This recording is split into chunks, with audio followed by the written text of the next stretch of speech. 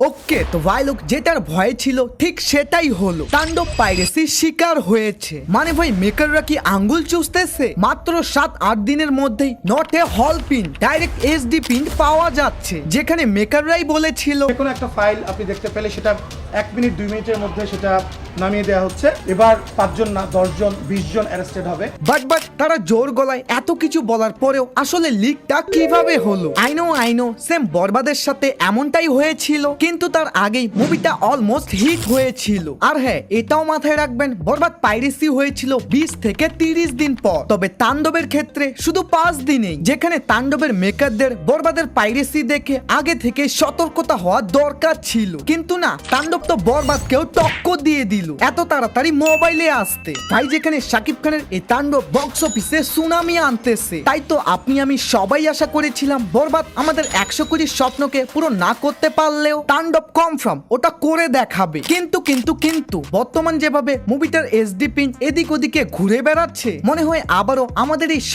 স্বপ্নই থেকে যাবে। ওয়েট, এখন জানবো পাইরেসিটা আসলে কারা এবং কেন করলো। নাম্বার 1, হয়তো শাকিব খানের কাছের মানুষরাই চায় না যে তিনি আরো বেশি সফল হোক। লাইক দিস, আমার মুভি এদিকে জলে ডুবতেছে আর তুমি ওদিকে কোটি কোটি টাকা ব্যবসা করতেছো। না, এভাবে তো চলবে না। নাম্বার 2, আপনি কি একটা জিনিস নোটিস করেছেন? এই ঈদে অনেকগুলো মুভি রিলিজ হয়েছে, তারপরও কেন তাণ্ডবেরই পাইরেসি হলো? সেম বরবাদের সময়ও একই কাহিনী, শুধুমাত্র শাকিব খানকেই বারবার টার্গেট করা হচ্ছে, যেখানে একমাত্র তিনি ঢালিউড ইন্ডাস্ট্রিকে টিকিয়ে রেখেছে এবং প্রতিনিয়ত বাংলা ফিল্মগুলোকে ওয়ার্ল্ড ওয়াইড রিপ্রেজেন্ট করতেছে। বাট তারপরেও শাকিব খানের এই সুখ কিছু মানুষের হজম হয় না, যার কারণে টাকা দিয়ে হলেও মুভিটার পাইরেসি করে ব্যবসায় ক্ষতি আনতেছে। নাম্বার 3, কিছু ওয়েবসাইট বা টেলিগ্রাম চ্যানেল আছে যারা হল মালিকদের টাকা লোভ দেখিয়ে ডাইরেক্ট মুভির ফাইলটাই নিয়ে নেয়। কিন্তু ভাই আমি একটা জিনিস বুঝলাম না, যারা বাংলা সিনেমাকে ভালোবাসে বা যারা এই ইন্ডাস্ট্রিতে নিজের যোগদান দিয়েছে,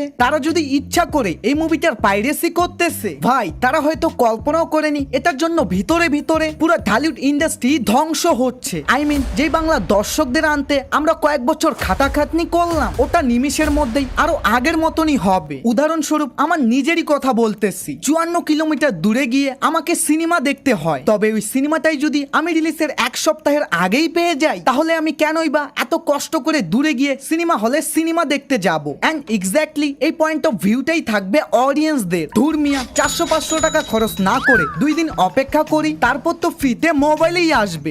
ইয়েস, আপনি একদম ঠিকই শুনেছেন, দর্শকদের মাইন্ডসেট তখন এরকম ভাবেই চলবে। আই নো আমরা যারা মুভি রিভিউয়ার তারা দূরে গিয়ে হলেও সিনেমাটাকে দেখতে যাব, কিন্তু এভাবেই প্রত্যেকটা মুভি পাইরেসির শিকার হলে দর্শকরা আবারও হলে যাওয়া বাদ দিয়ে দিবে। তাই আশা করি মেকাররা খুব দ্রুত এটার উপরে অ্যাকশন নিবে। তবে হ্যাঁ, তুমি শুধু ভিডিওটাই দেখো, না সাবস্ক্রাইব বাটনে নজর দিও না। মানে যেই অ্যাকশনটা তোমার সবার আগে নেওয়ার দরকার তুমি ওটাই করতেছো না, ক্লিকটা করে ফেল ভাই। বাই।